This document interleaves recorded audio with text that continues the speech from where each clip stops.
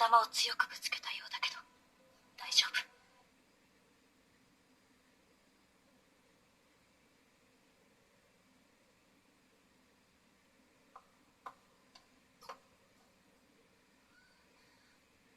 ビクトリカー！あら、九条くん。クリアだ！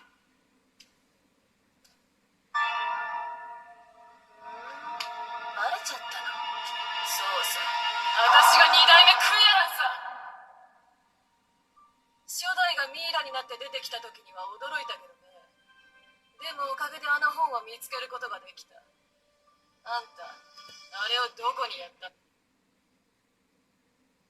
それがあの絵はがき。そうだ、ビクトリカー！彼女どうした？はあ、あんたが言ってた女の子かい？おや？気持ち悪っ。それはちょっと。こっちがいいんでしょ。どっちも良くない。ダメなの？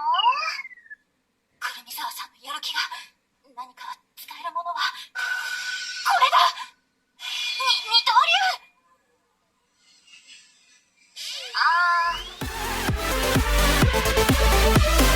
I wanna talk about